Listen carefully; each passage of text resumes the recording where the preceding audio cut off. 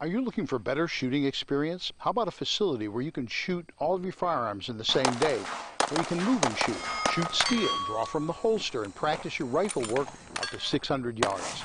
Shoot a very challenging sporting clays course or a round of trap or skeet. You can do all that and much more at the Aurora Sportsman's Club.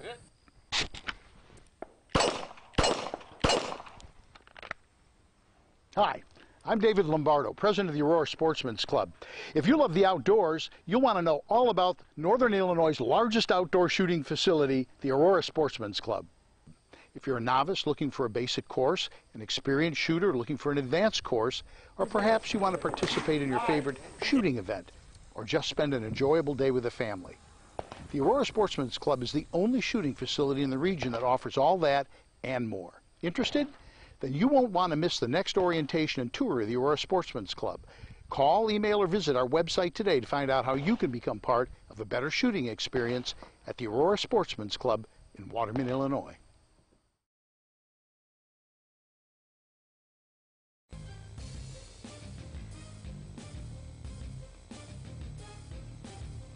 He is the human Molotov cocktail that they can legally throw into the system that stole their lives from them. So we're going to create a new government that serves you, your family, and your country. It's time for On Target Radio, Chicagoland's only radio show dedicated to the red meat issues that affect your life, from gun control to freedom of speech. Now, debating, debunking, and discussing today's hot issues, here are your hosts, David Lombardo and Gretchen Fritz. Welcome to On Target Radio. Tonight, David's rant of the week is too many movements and not enough political constipation. While Gretchen is still on vacation in Hawaii, David and I will be talking about liberals making up things to be mad about. Then we'll look at Hillary's toxic status on the campaign trail and how giving its employees a fair wage bankrupted a liberal pizza parlor. All that and more on tonight's On Target Radio. So give us a call at 815-205-1584. That's 815-205-1584. Or go to Facebook, like our page On Target Radio, and ask a question or make a comment there.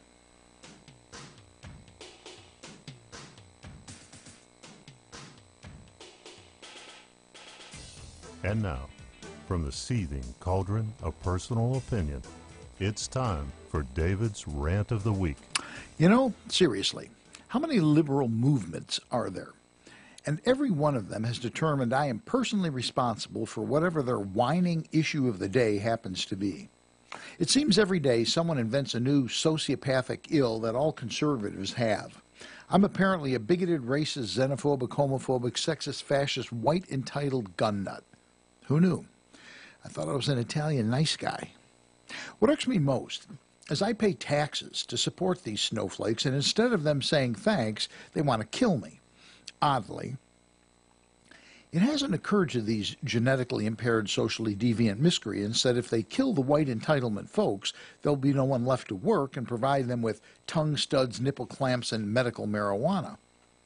For the record, I have never owned a slave, nor, for that matter, has anyone I know. In fact, the last slaveholders I'm aware of were Democrats. They lost the Civil War and 8 months later started the Ku Klux Klan. And I have black friends, not the imaginary black friends we talked about in the 60s to show we were hip, but actual black friends and Hispanic friends and a couple of Asian friends.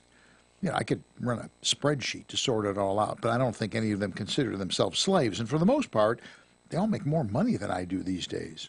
Oh, yeah, I also have some Muslim friends, you know, the kind that don't blow stuff up and but, you know, other than some diet differences and needing a little time off call to prayer, they're pretty much just like me.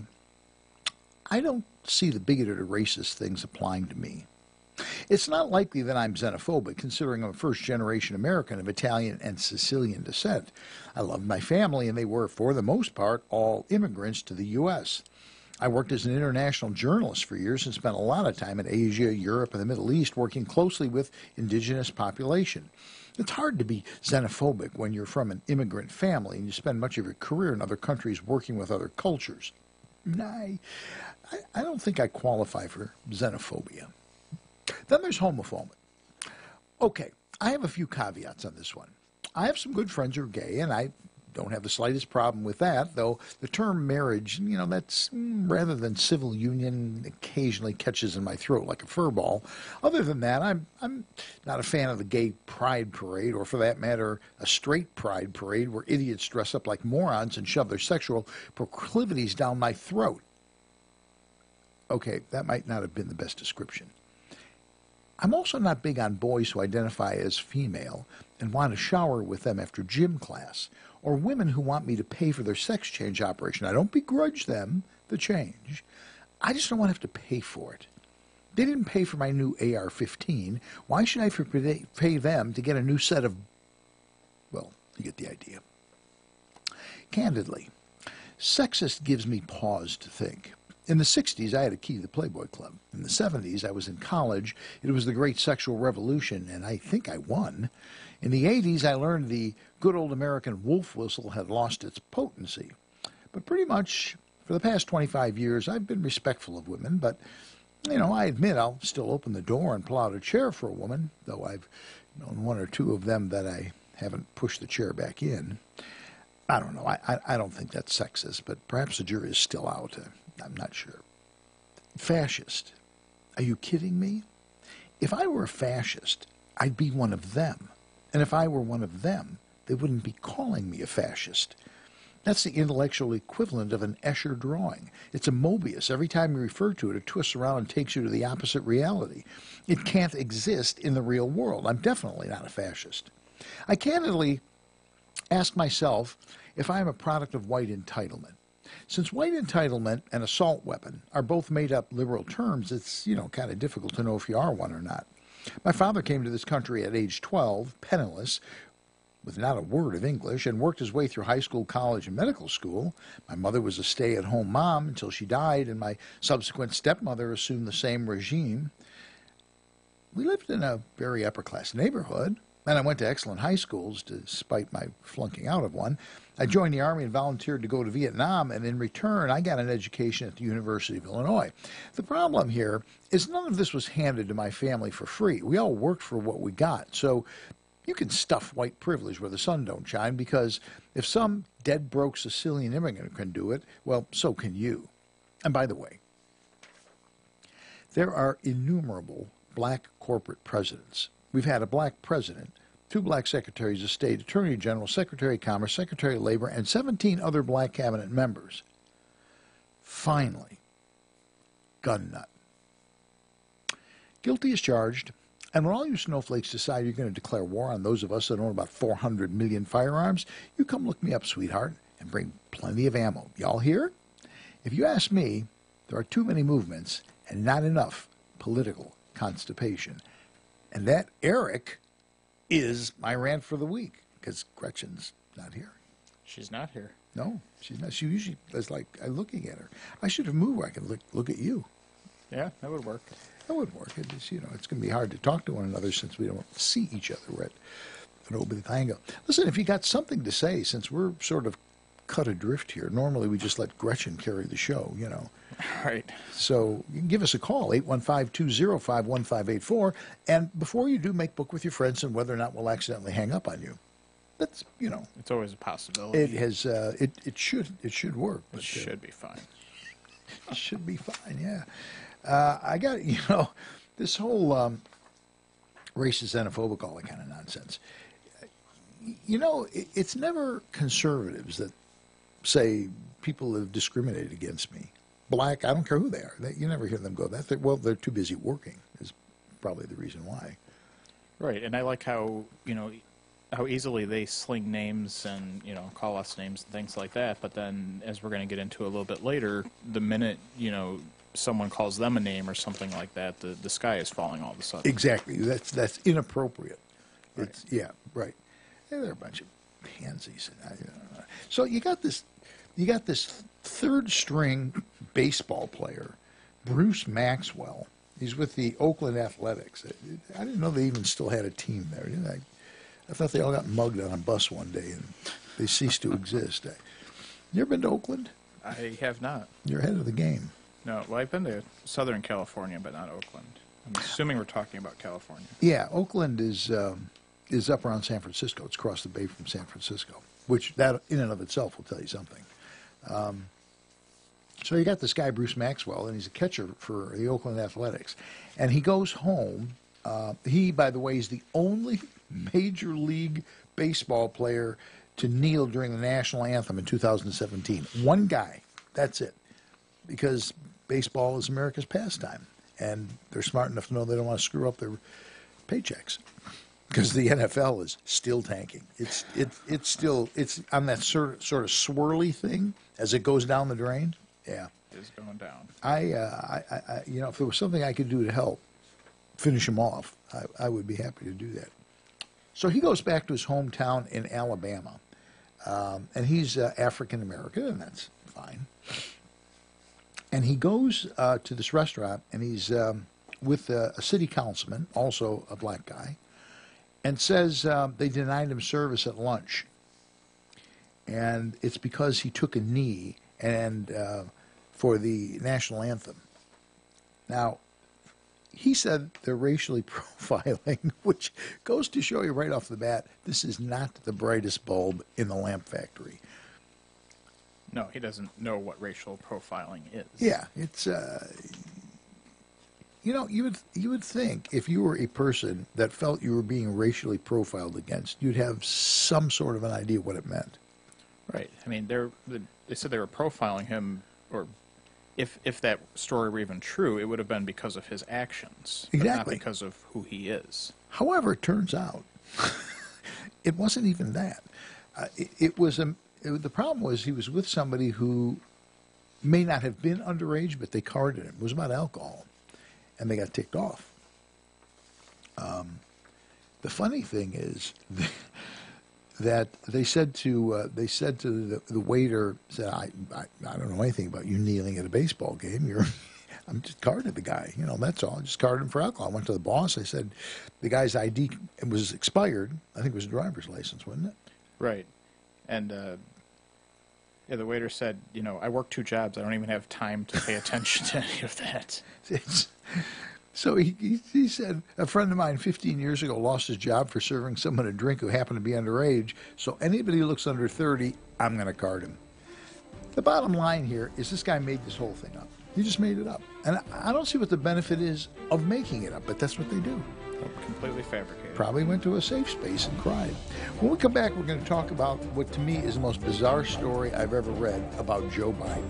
All that and more absolute insanity when we return with more on Target Radio.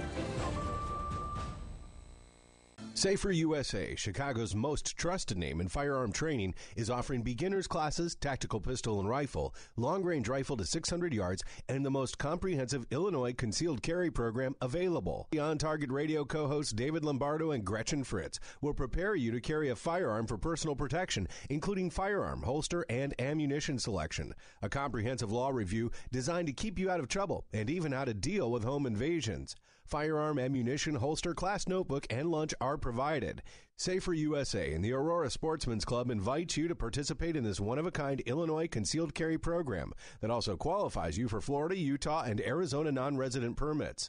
Find out what over 6,000 students already know at saferusa.com. Or call 815-741-3474. That's 815-741-3474. Safer USA. Choosing to own a firearm is your business. Teaching you to own it responsibly is ours. Do you dread writing? Is it challenging to find just the right words to get your point across? Do you put off developing marketing materials because you just don't know where to start? You get one chance to make a first impression, and my editor, Creative Business Services, can help make it a strong, positive one.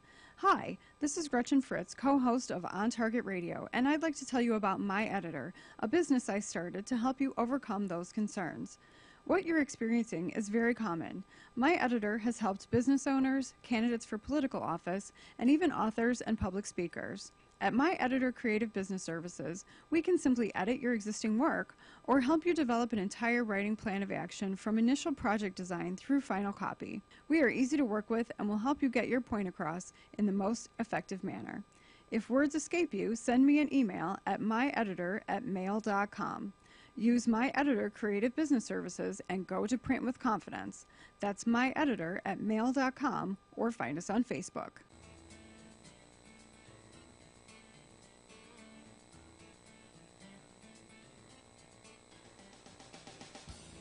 You're listening to On Target Radio with David Lombardo and Gretchen Fritz. Here's David and Gretchen with more interesting conversation on gun control, concealed carry, freedom of speech, and other red meat issues that affect your life. You know, real news, the hard news stuff, when we do hard news, it doesn't look anything like this. No, it does not. For those of you who really haven't been following Joe Biden, which would be easy to understand. Yeah, why would you? Yeah, exactly. Why would you? Why would you? For reasons that absolutely escape me. He's like, Joe Biden's like the darling of the left. It doesn't make sense. I can't imagine why it is. There is a video that somebody did that is a collection of Biden fondling women, from young girls to statesmen women, on camera.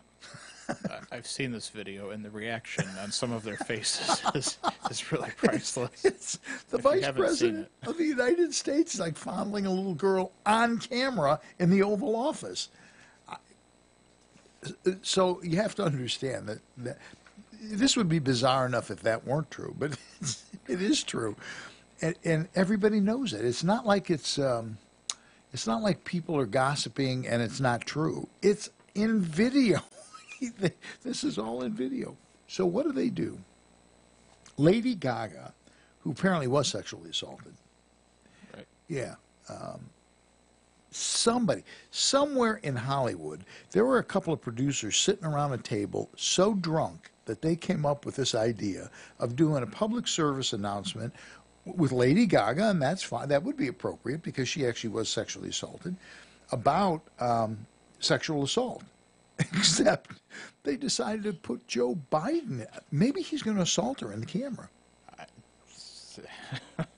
That could be it. It could be. She could be talking. He could stand behind her and lick her neck. Well, that's the kind of stuff this guy would do. They're going to put out a public service announcement about sexual assault. It makes no, I mean, that's insane. I can't help but wonder if it's part of court-ordered community service or something. Or it's a Saturday Night Live skit. Right. Well, and there's another thing. How will Saturday Night Live make a skit out of this? Because it's bizarre already. It's already done for them. It's all I got to do is do the video. Just play the video. And one of the things this article did say that was interesting was there's a long list of Hollywood favorites and people that Hollywood loved, even if they weren't in Hollywood themselves, who have been guilty of this stuff. Woody Allen, Woody Allen about his adopted Korean daughter, Soon something or other. No idea. And Mia Farrow got, torqued over that. Roman Polanski, an underage girl, Harvey Weinstein, everything that had a vagina that moved into any sort of movie set whatsoever. And it doesn't say it, but his brother, and I forget his brother's name, but they're partners in the production company. And his brother goes, gee, I didn't know. I just, I knew he was kind of going out behind his wife, but I had no idea. Turns out he's doing it too. His brother is doing it.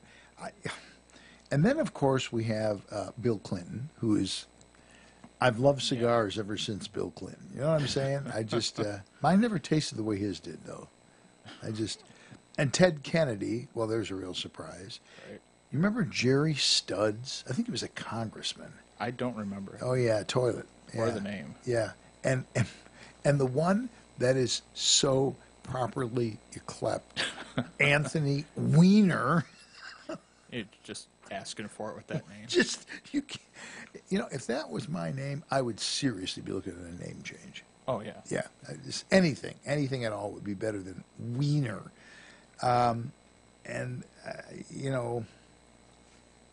The left has just ignored all of them. Now, if a Republican did something like that, they would hang him out to dry.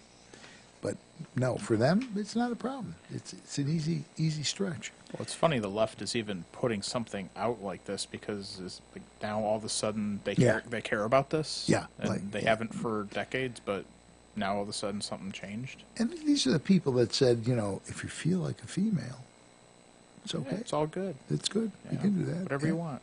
I just, it's over the top. And I I have gay friends. I don't have any problem with that. I've said that all for years. I've said that. I have a little bit of a hang up over using the term marriage, and it's just it's kind of a personal thing. And I've said to them, I said, and they go, yeah, you're probably right. It's if I were in that position where I was making rules or whatever, if you just stuck with the civil civil union, right? 10 years from now, it blur. No one, oh yeah, it's Bob and John, they're married. No one would think about it. But literally forcing it on people it's not a good idea. No.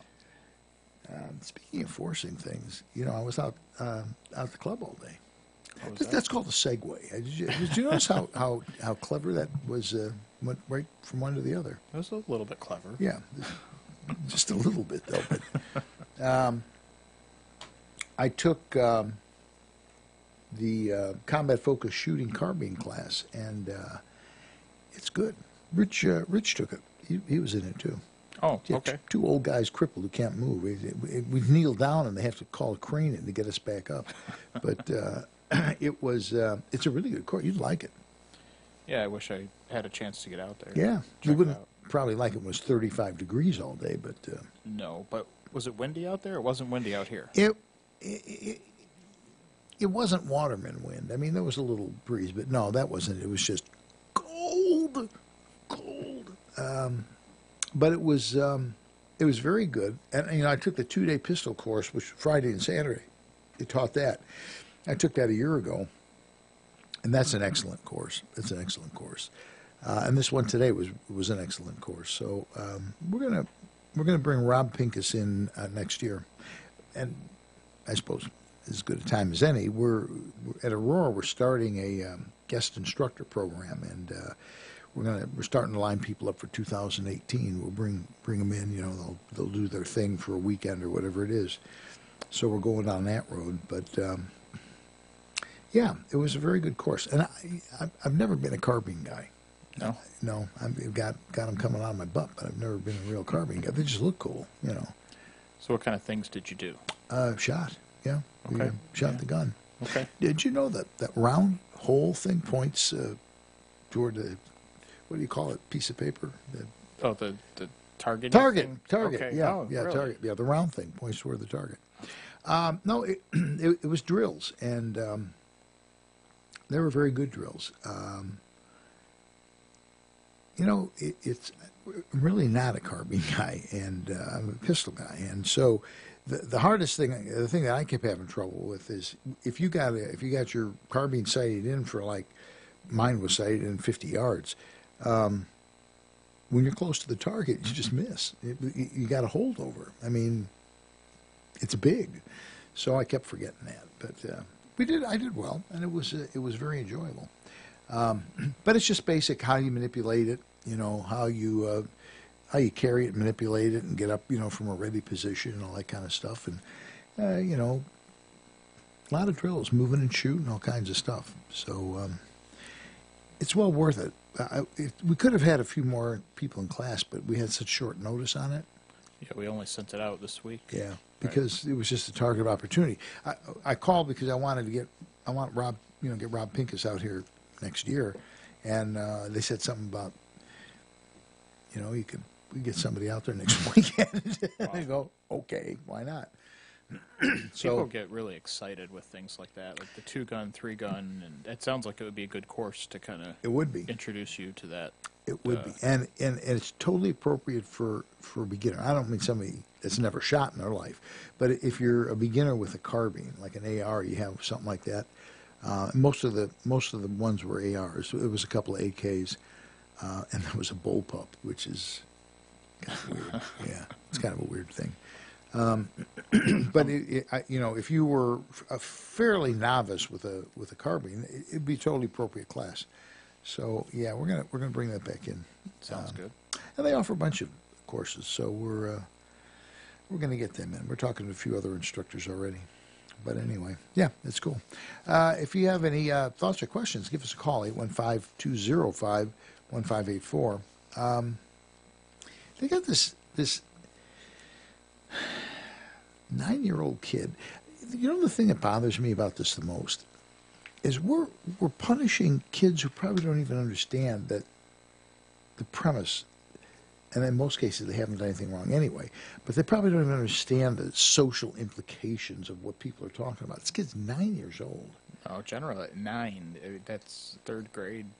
You wouldn't understand that. No, and so they're at this William P. Tatum Elementary School in Collingswood, New Jersey, which I suggest tomorrow everybody calls them. Just light the thing up and go, who the hell are you? And then hang up.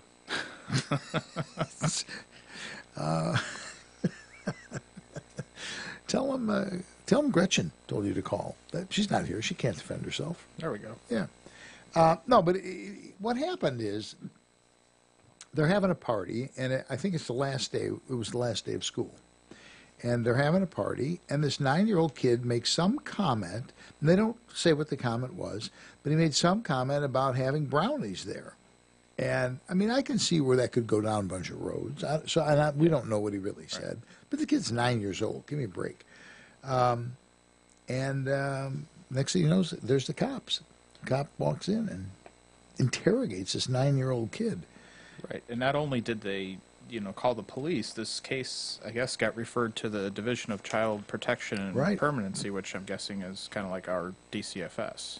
Yeah, probably. For what reason, I have absolutely no idea. I'm not sure they did. The Collingswood police chief, Kevin Carey, told the newspaper that the officials should report something as minor as a simple name-calling incident that the school would typically handle internally to a full-blown major investigation. I think one of the interesting comments out of this thing was they don't identify it, but it was a mother of a student that goes to class, and she goes, "What's next? Are we going to have to send kids to school with a lawyer's name and a number?"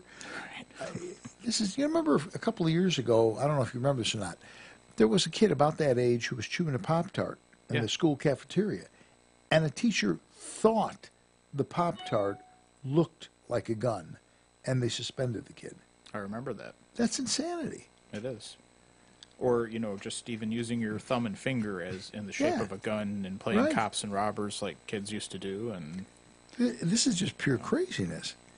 I wanted to, several people in the party, said I should run for regional superintendent of schools. But it took me a while to warm up to the idea. I thought, just to prevent that stuff. Well, you do have some experience. Yeah, the problem is, it turns out you have to have a superintendent certificate, and I don't. Of course. But when we come back after these messages, maybe I could get one right now. Somebody could call in. And sure. Sort of like a ship's captain, marrying you, that kind of thing. Somebody could call in, and I dubbed thee once, I dubbed thee twice, I dubbed thee superintendent. I don't know. Worth a shot. It's worth a shot, yeah. That's music again. It keeps playing in my head. I don't know what the problem is. All right, when we come back, we're going to talk a little bit about Hillary wanting to go on the stump for Democratic candidates in the midterms. This is priceless. I love it. Liberals are just wonderful. So we're going to talk all about talk about that and more when we return with more on Target Radio. Hi, I'm David Lombardo, co-host of On Target Radio, and I'd like to offer you a partnership opportunity. For over 4 years, On Target Radio covered the red meat issues that affect your life, from gun control to freedom of speech on AM 560 The Answer. But a 1-minute commercial was $200, making it tough to find enough sponsors. So last November, we left AM 560 and began podcasting. There's a learning curve to podcasting, and we've worked through the kinks and would now like to make you an offer. You can have a 60-second audio or video commercial for as little as $25 a week. We can also offer fellow conservatives their own radio or video podcast for as little as $100 a week, with equipment and technical personnel included. You provide the content and host, plus get 6 free minutes of commercial time you can sell yourself. If you'd like to be an On Target Radio sponsor or explore the possibility of having your own show, call me at 815-741-3474, and let's explore the possibilities together.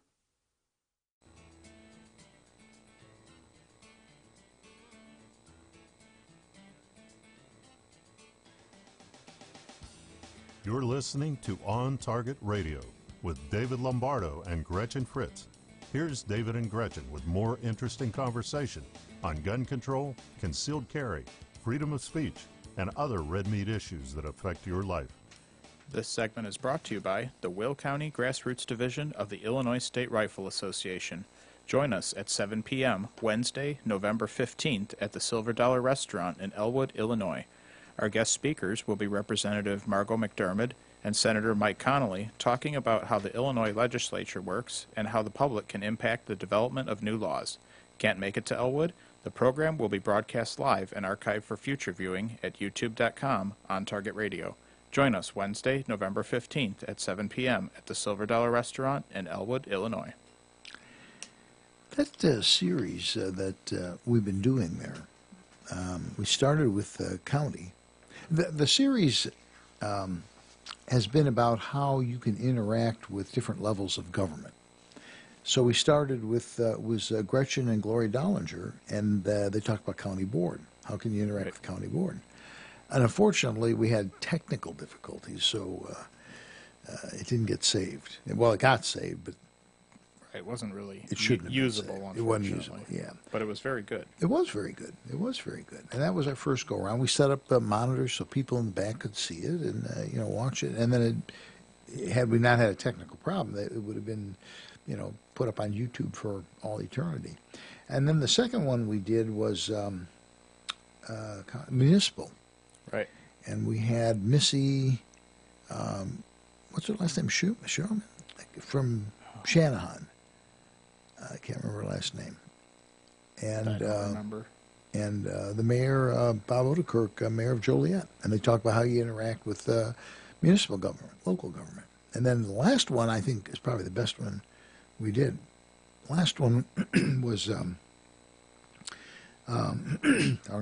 Judge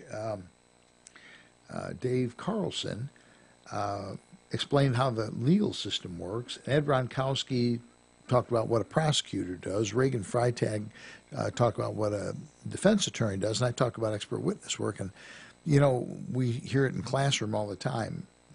I want my day in court, and I think we pretty much convinced people that was a really stupid idea. I hope so, because it is very stupid. And yes, you've had a little issue that you dealt with, too, and it's very capricious. Right, even just the littlest benign thing could land you in court, and that's not a place you want to be, even if you are completely innocent. You're going to be shelling out a lot of money out of your own pocket. Yeah, and if you win, they don't give you your money back. No, I mean, it's really stupid. It could be completely frivolous for something, and it really takes a lot out of you. It has to be demoralizing. It is. Yeah. It probably was for the donkey, too. Did you ever make up with it? No, never mind. That was unkind. I should have come up with something better than a donkey. Maybe a chimp. I'm not sure. But no, you're right. It's not good. So anyway, Hillary Clinton. This is a gift that keeps on giving. The liberals have truly found the perfect person to make fun of. So, after being humiliated in the election, and she still, to this day, still goes on talk shows and talks about how everybody's to blame but her. She's never the reason why she lost. And the most recent one, she said Bernie Sanders was responsible. This is a woman who got the DNC to stack the deck to screw Bernie Sanders so he had no chance in the primary. And now she's blaming him for her losing well, in a way, it's true. If Sanders would have won the primary, she would not have run, so she couldn't have lost to anybody. Right, and, they might have actually had a chance had, Sanders been running, but no chance with her. No, and she's a real loser. Now, I don't know if this is true, but I've read this 4 or 5 different places now. She wrote a book, right, which, of course, blames everybody for, what is it called, What Happened, or something like that. I can't remember what it's called. I don't remember what that was. I don't remember what the name of it is, but Hillary wrote a book about what happened in the election and literally blames everybody else except Hillary Clinton. And apparently she gave a copy signed to Bill, and Bill pitched it. That's and I've read that in 4 or 5 different places now. Wow. So if it's in the press, it has to be true, right? Oh, absolutely. Especially if it's on the internet. Absolutely. I mean, what could possibly go wrong with that? Are we getting all our cliches in one segment? Maybe. Probably. Yeah. But the best part of this is, so now we're going up into the midterms, right? And she's going, oh, I'll campaign for you. And they're going, no. Nobody wants her. Nobody wants her to go out there. The DNC has basically said, don't go out. We don't want you out there at all. Senator Manchin, who is pretty well known, she offered to go to West Virginia to stump for him, and he goes, no, that's not good for either one of us. She literally does not get it. She doesn't get it at all. No, but that's, kind of typical of the liberal ideology. They don't understand why they have the problems they have, and they don't realize that they're their own worst enemy. Pelosi said a couple of months after the election, somebody asked her, like on gun control and stuff, and she goes, I don't see any problem with our platform. I'm like, that works. I can live with that. It worked because it worked so well for you in the last election. You lost governors, you lost state legislatures, you lost the Senate, you lost the House, you lost the presidency. It's working really good, Keep it up. Yeah, keep it up, keep it up. Who was it? Somebody who said that they thought they were going to run I can't remember who it was. I wish I could. Somebody was saying, I'm going to run against Trump in the next election, and Trump goes, I'll contribute. I will contribute to your campaign if you will please do that. I don't know. I belong to this, it's an informal group. I call them the intelligentsia. And there's some fairly heavy hitter people in it. And there's somebody who advised presidents, and there's some fairly heavy hitter people. And we're in this continuous canker sore producing discussion going back and forth. That the guy who's consulted with presidents and things over the years keeps going, Trump is an idiot. He said, I voted for him because I wasn't going to vote for her. And he does get some stuff done, but he's abrasive, blah, blah, blah. And, he shouldn't have been president to begin with. It's just that he's better than she would have been. And I'm like, I love this guy. I love Trump. The more I listen to this guy, the more I love this guy. And he says, you seriously think he's appropriate? And I go, no, not at all. He's totally inappropriate. But the point is, he is roasting the liberals. We have not had, even Reagan, who roasted liberals, used a sense of humor.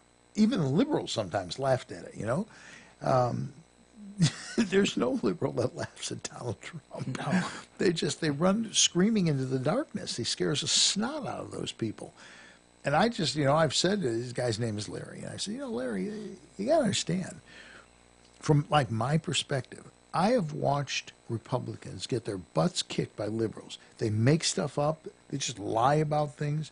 Oh, yeah, he's a murderer. He's a rapist, And then we go scurrying off into the night trying to do damage control.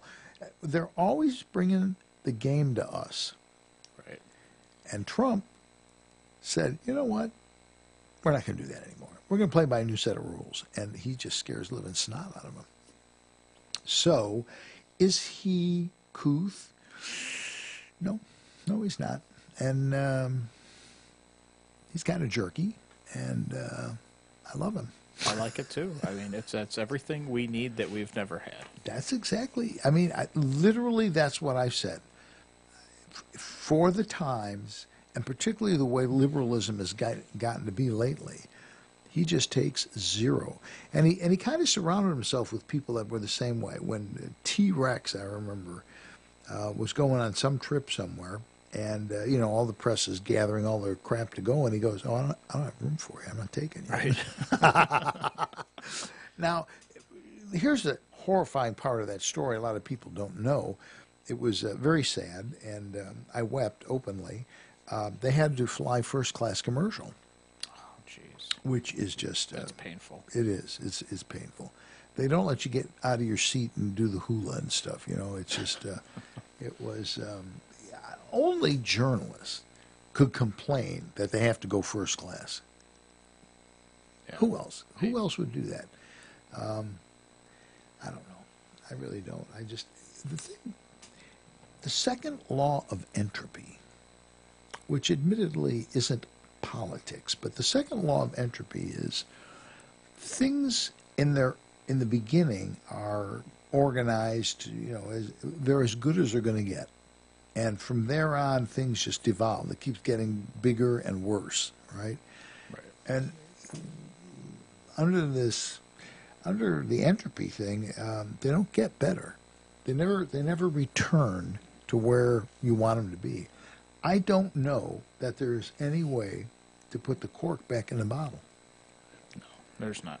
We're done. What are you going to do? Well, I mean, I hate to say that, but I just and there were several of the founding fathers who said this would be the greatest system in the history of the world, provided you can keep it.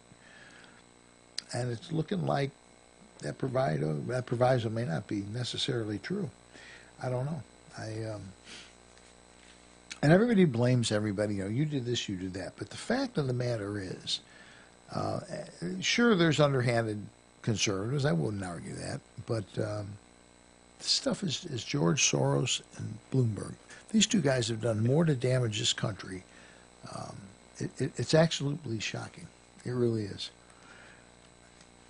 We're going to take another last break. But when we come back, we are going to talk about this is justice. You know how liberals are always talking about, well, you know, conservatives are rotten to the core, and they don't pay a fair wage, and they, you know, take advantage of the proletariat and all that stuff. So, an outfit opened up a politically correct pizza parlor, and when we come back, and we should put some pizza on. We could have pizza from a company that didn't go bankrupt. Yeah. You know, as like a treat while we're talking about how these morons totally destroyed their own business by being. They called it pizza with a purpose. That's really good stuff. That's scary. That's scary stuff, yeah. So we're going to talk about that when we come back. We're also going to talk about Alaska wants more drilling, and I'm with them all the way on that idea. And we don't have any news that's coming up, so that'll be it. All that more when we return with On Target Radio.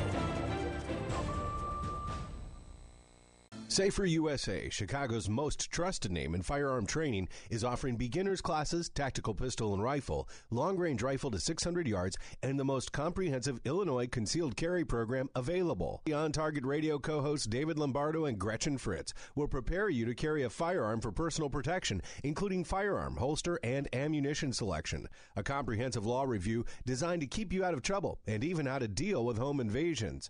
Firearm, ammunition, holster, class notebook, and lunch are provided. Safer USA and the Aurora Sportsman's Club invite you to participate in this one-of-a-kind Illinois concealed carry program that also qualifies you for Florida, Utah, and Arizona non-resident permits. Find out what over 6,000 students already know at saferusa.com. Or call 815-741-3474. That's 815-741-3474. Safer USA. Choosing to own a firearm is your business. Teaching you to own it responsibly is ours.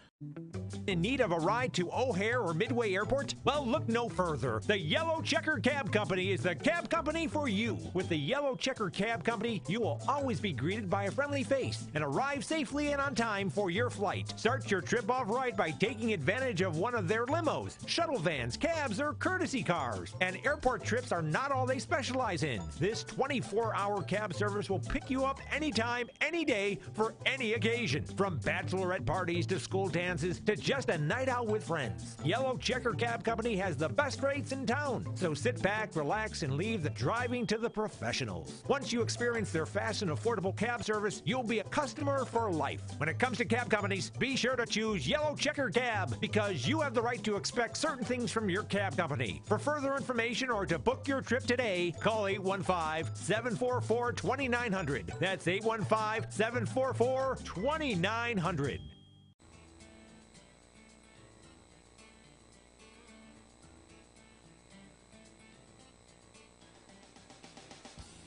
You're listening to On Target Radio with David Lombardo and Gretchen Fritz.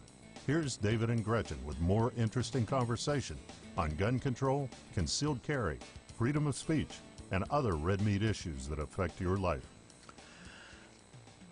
You know, McDonald's and all these places, they wanted to implement the $15 minimum wage, Right. $15 an hour. Yep. And they all go, that's going to bankrupt us. We can't do that.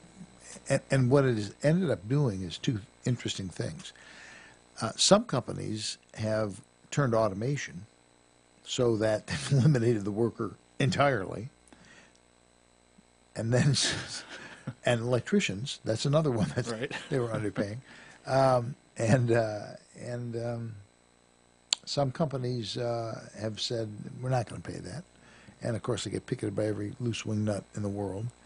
And some companies have done it, and they go down the tank. And that's kind of fun, because this is a story, gather around children.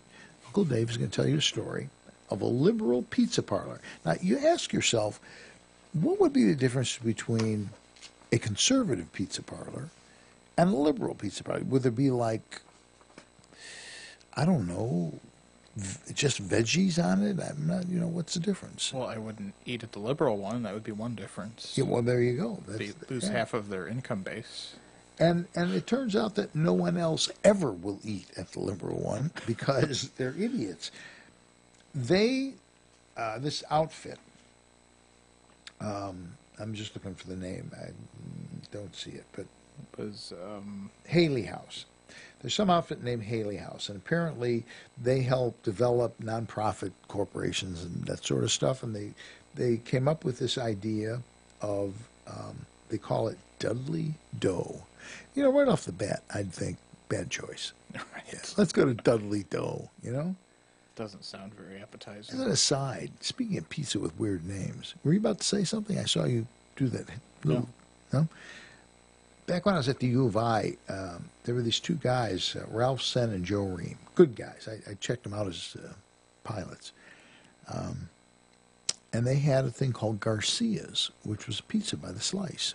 It was really good pizza. It was ironic, too, by the way. The recipe for the really good pizza was from Ralph's grandmother. They were Jewish. So we had this Italian pizza place with a Jewish grandmother's recipe for pizza. It was very good. They were growing in the 70s. They were growing like a weed. They were putting up, pizza places all over. They were really doing very well. And they decided to put one up in Rantoul, Chanute Air Force Base. And Ralph, who was kind of the businessman of the two, Joe was sort of a hippie, Ralph was kind of a businessman guy.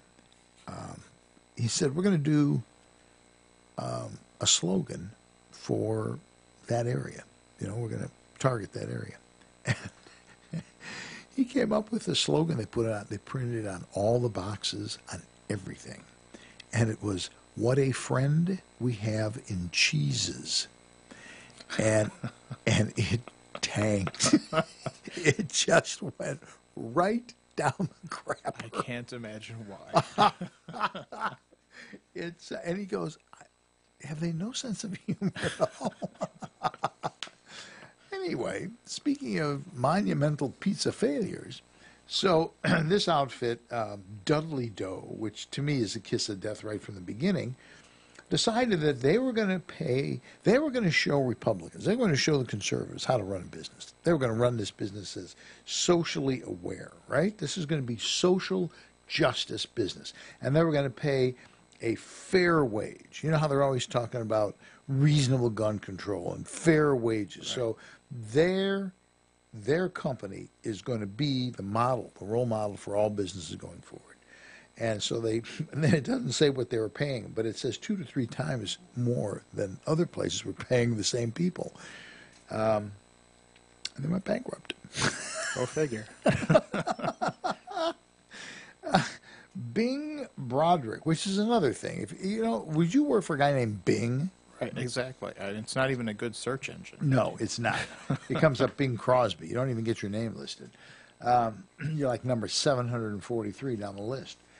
He was the executive director for the nonprofit Haley House, which oversees the pizza place. And he says, while popular, The shop is not breaking even financially, which has put stress on the wider nonprofit organization, you think? Broderick says, it's not easy, but I know it's the right decision. Everybody wanted it to work. We all invested a lot of our hearts into it. You know, the thing about this is investing your heart doesn't do a lot. No. Unless you're serving it, you're going to eat it. I mean, you know, that's that's one possibility. So they paid the, and they don't say what it was, but they paid the fair wage, and they couldn't make money. They lost money. And the funniest thing about this, in true classic liberal form,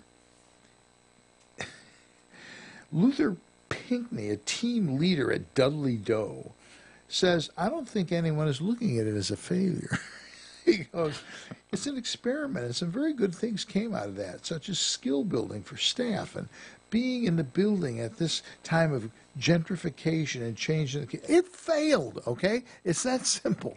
It was a business, sort of, and you screwed it up, and it went down the crapper, and that's it. End of story.